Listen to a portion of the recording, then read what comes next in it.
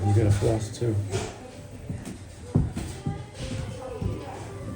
I told you that before. Maybe get. Yeah, there's something inside. Look. Oh my goodness. Look at that. You're so pretty. Can I say?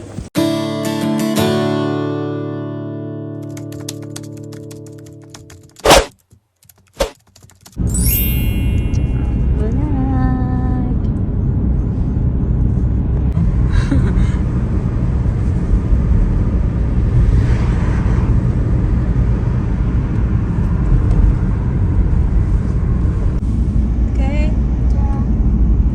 No. Huh? You okay? Mama, let's try to go to the dentist's window as well. Mm-hmm. All of you. 3 of us. Yeah. I don't want to go. No? Bumpy, bumpy. Ito naman kami pala sa Pengton, mga kachika. That's good. Points. No, that's plenty. Yeah, you can love. Can love parking as well. Huh? Plenty of parking. Right. Okay. Put it here. Uh-huh. I'm just in the car. Muto, muto. No? No? Ito lang. Hmm?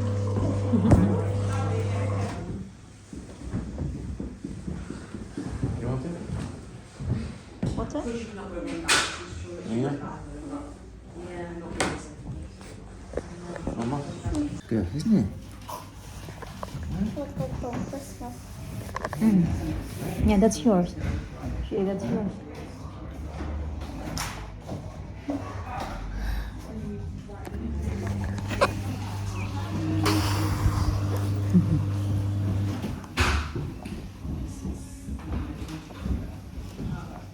Great.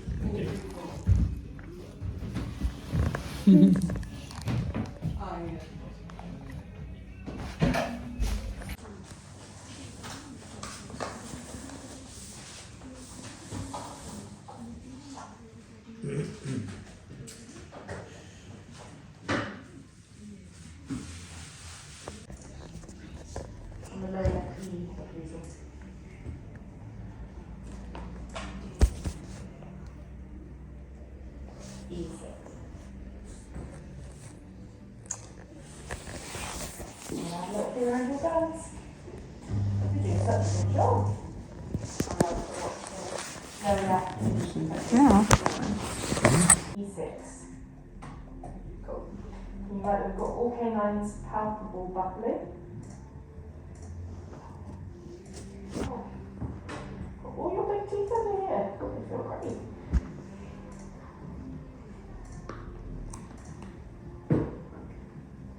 Back to school is all ones. Did she brush her teeth this morning or just before the appointment?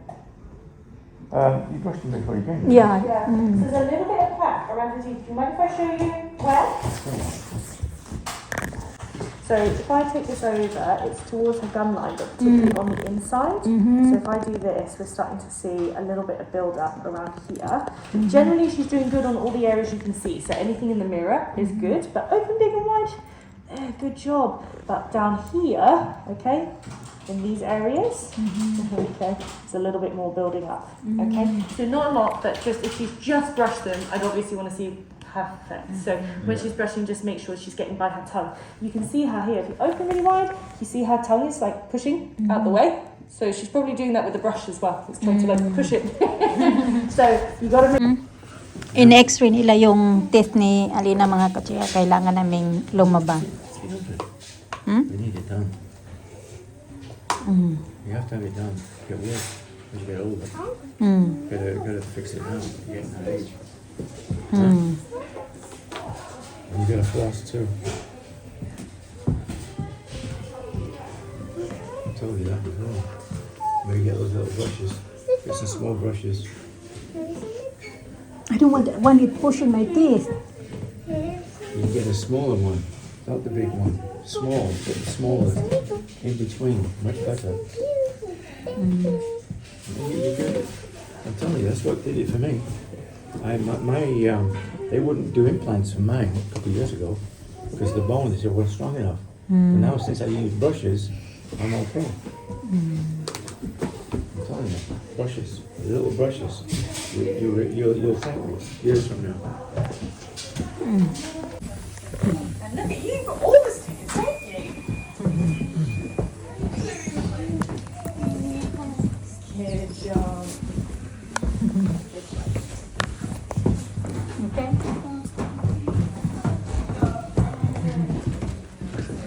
Let me see. Shoot it grandma your sticker. Okay, ito na. I want to go somewhere. Somewhere. Got no time for somewhere. Oh, Daddy, just park here.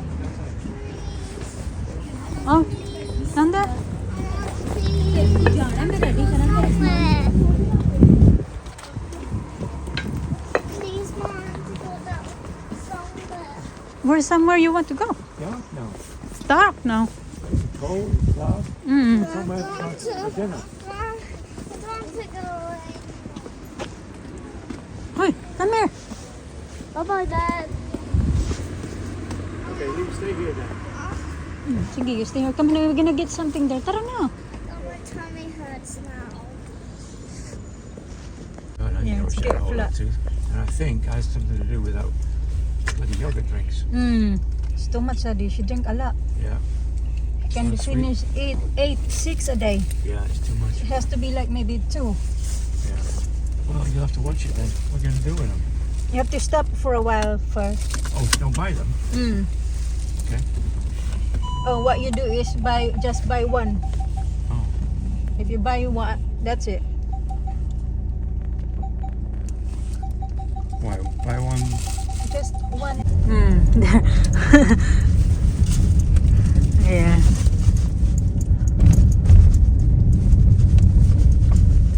Come on. Yeah, get rid of that chicken. What's the time on it? 4. Come on time. Not bad. Alas 4 mga kachika.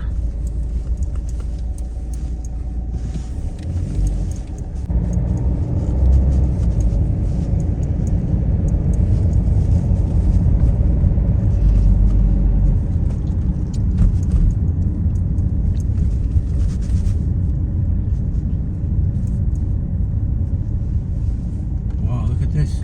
Gone. Oh yeah. Gone. What they gonna do with that? Nothing. I don't know. There were some nice buildings here years ago. I saw it. Yan. Ang laki-laki ng building na yan dyan mga kachika. Boss, giniba lang nila ba? In the 70s, they built this horrible thing. Now, 30 years Gone. later, it Gone. comes down. Oh, not 30 years. Not 30 years, like 50 years. 50, yeah, but some of these buildings are hundreds of years. Mom, I hear. Hundreds of years.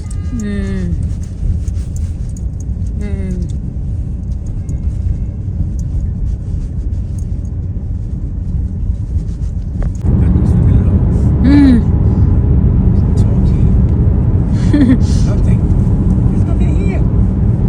You know, not even the season.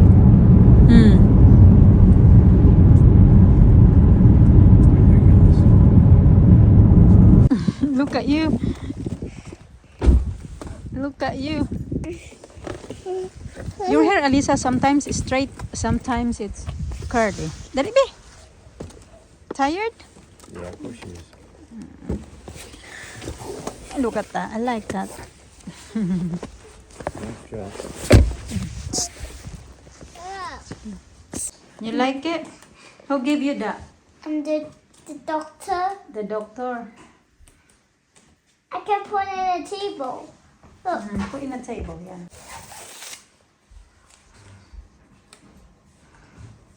Olaf. Olaf, yeah. It doesn't put it. Change again, guy. Princess na naman daw siya. Kaya ang daming labahan palagi. Daming tupiin. I know how to do some Thailand. I do it in a different way. They're like this. Oh yeah, I like that. Where did you learn that?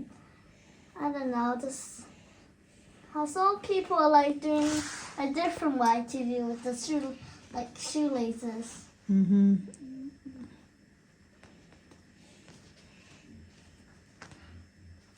Oh, so go up. Okay. It's like, not yet. I'm not gonna get you to it. Time. Touch that. Wow, these are so colorful.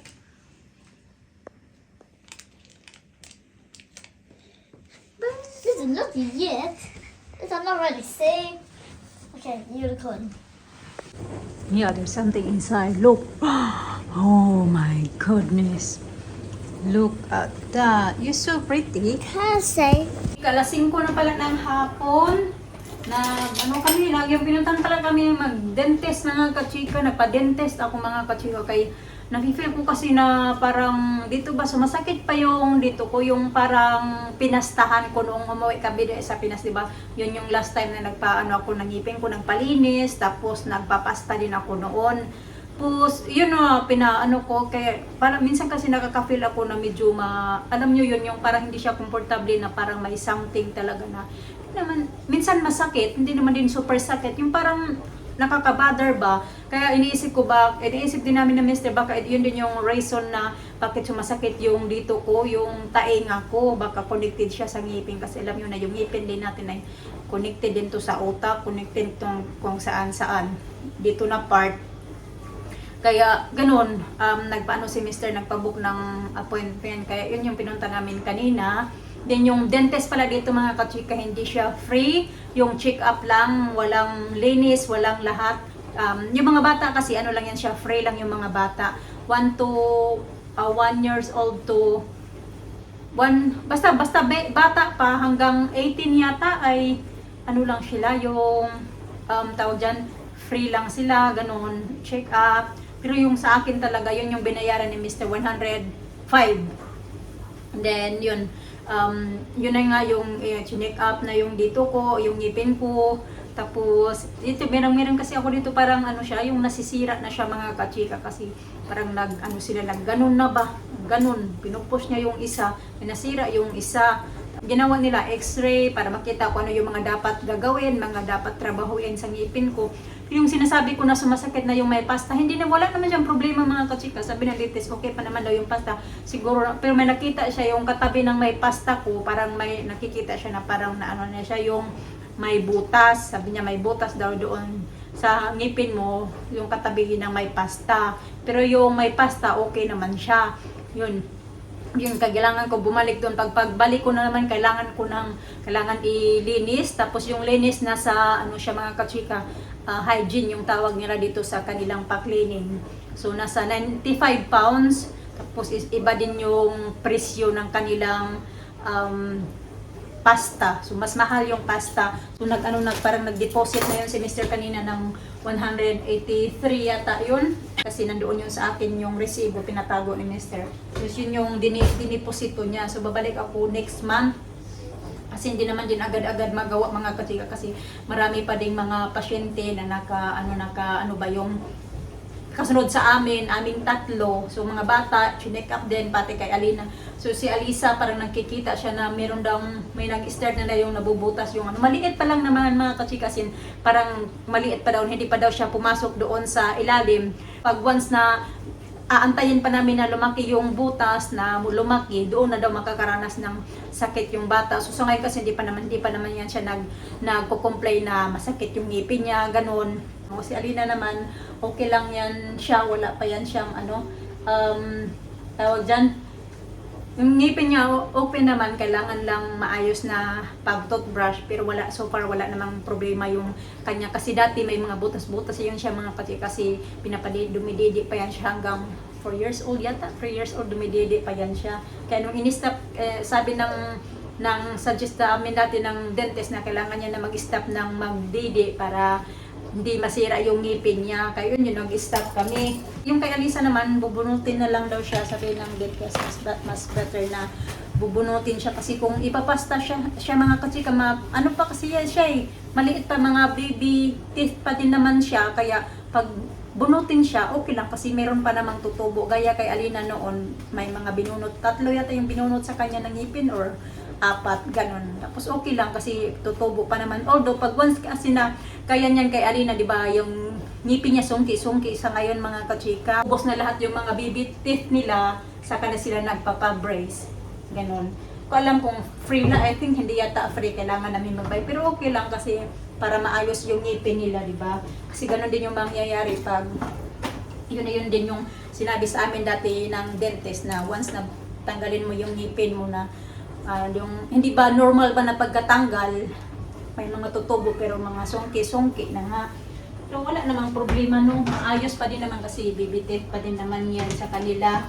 Yung kay Alisa, yun din yung gagawin namin. And hindi sila yung gagawa, yung ano talaga, yung proper na mga, yung kailangan namin sa hospital.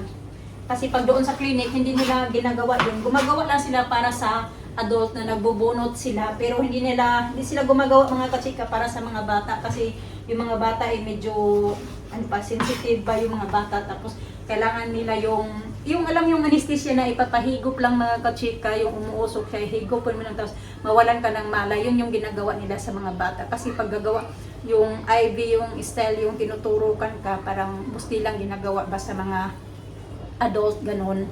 So, si Alisa daw, medyo baby, bata pa daw si Alisa sa ganun. Kaya, nirefer nila kami sa NHS na mga dentist. So, yun din naman yung ginawa nila before kay Alina, nirefer nila kami sa dentist. Pero yun nga, matagal-tagal nga lang pag-antay, ganun, na antay namin sa matingnan siya doon sa hospital. Pero okay lang, at least meron na kaming referral ba, din doon na sa hospital na lang din gagawin. Gaya nga yung ginawa nila kay Alina. Wala talaga, kahit mahal, kailangan namin no choice mga kachika ba, kasi yung ngipin ko nga, maano na talaga siya. Yung kailangan na ba ayusin. Nagsasuggest din yung dentist na gamit na ka na palagi ng floss. Kasi tamad ako magamit ng dental floss mga katika. Although sinasabihan na ako niya ni Mr. ba na magamit ka ng dental floss kasi siya palagi talaga yan. Morning at saka night, nagdi-dental floss talaga yan siya gamit mga katika. Susunod na mga procedure, ano na lang siya, hapon na lang siya. Hindi nga agad-agad. Hindi magaya sa atin na ganun gagawin mo tapos gawa agad. Kailangan mo na talaga nila ba, ini-x-ray muna.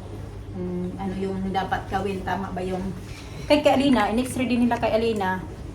Kay Alisa nga lang, hindi nagkataon na i-x-ray siya kasi nga may na si Alisa, umiyak na. Pero nag-start siya. Iwan ba? I want dinner now. Dinner now? Uy, nalugutom na yun, dinner now. Alas 5 pa lang naman mga kachika. Ngayon pa lang yung oras. Dilim na doon sa labas. Bigyan ko sila ng soup at saka steak.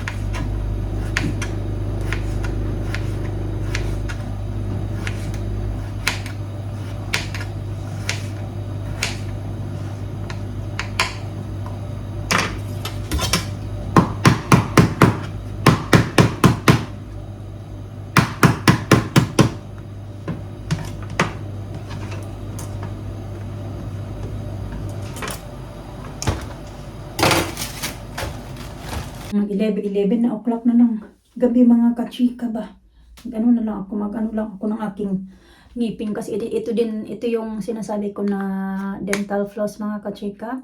Ayan, parang ano siya, sinulid. Tapos iganon-ganon mo siya sa ngipin mo para yung ngipin daw kasi natin kahit mag-toothbrush na tayo, hindi talaga siya yung totally na malilinis siya. Akala natin na malinis na yung ngipin natin pero hindi pala. Kailangan talaga yung dental floss kasi para malinis siya. May matanggal-tanggal pa mga kiki ba na hindi siya na natatanggal ng mga ng pagtutoothbrush natin kahit anong toothbrush pero meron ba talaga yan mga sa ilalim. So ito yung purpose ng ganito yung tinatawag na dental floss. Ganyan.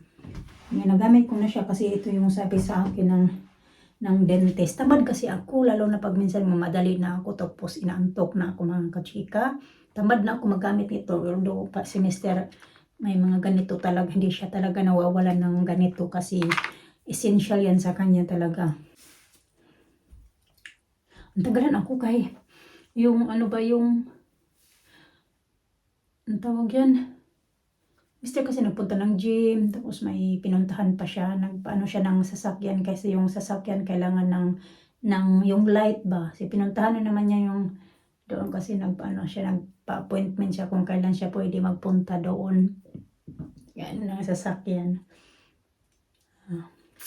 Mga bata kaya na panatulog, nag-ayos din ako ng mga damit ni Alina na dadalhin niya bukas kasi meron silang swimming tomorrow sa school. Every Friday for 1 month siya. Start bukas hanggang December. Bali isang mga 4 weeks nila gagawin. 4 weeks or 5 weeks. Ganun. Na mga kachikain ko na lang din yung video namin for today. Magpapaalam lang ako sa inyo ba. Yung mga video namin din ako nakapagpaalam ng maayos. Thank you mga kachika. Ingat kayo. God bless.